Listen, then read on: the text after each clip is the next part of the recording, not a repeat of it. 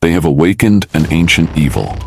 The night the digging began, no one knew what they would uncover. Dr. Elise Grant, a renowned archaeologist, had led her team to a forgotten valley deep in the mountains of an ancient civilization. Myths whispered that the valley was cursed, guarded by the wrath of an ancient god. Elise dismissed the tales as mere superstition. Little did she know, the horror hidden within the earth was beyond any nightmare.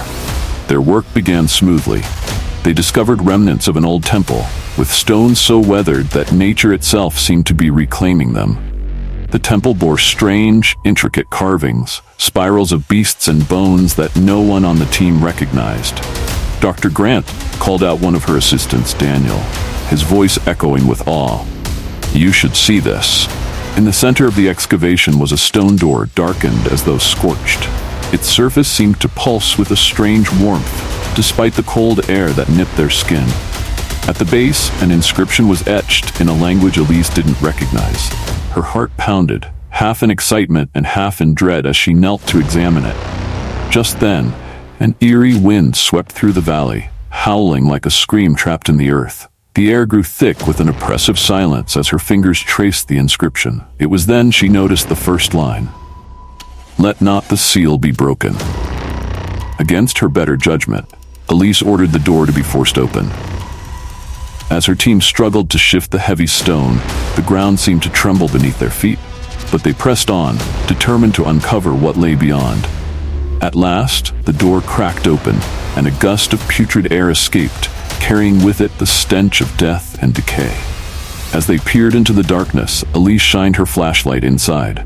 The beam cut through the murk, revealing carvings and symbols that seemed to shift and move as if alive. What is this?"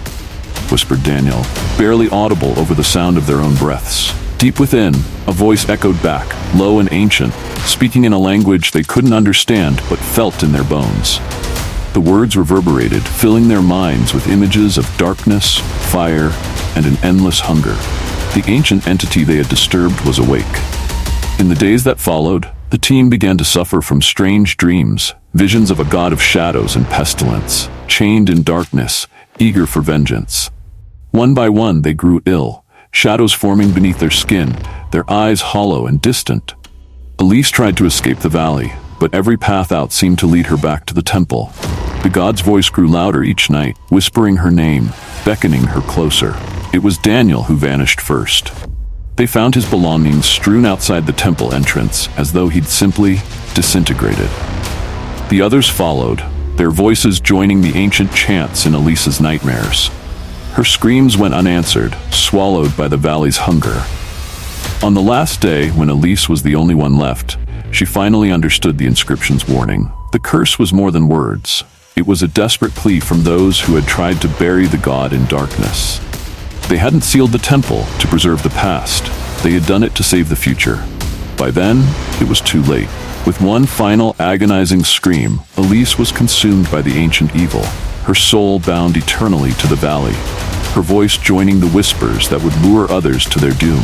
And now the god waits, ever patient, his hunger unending, as he waits for the next to awaken him.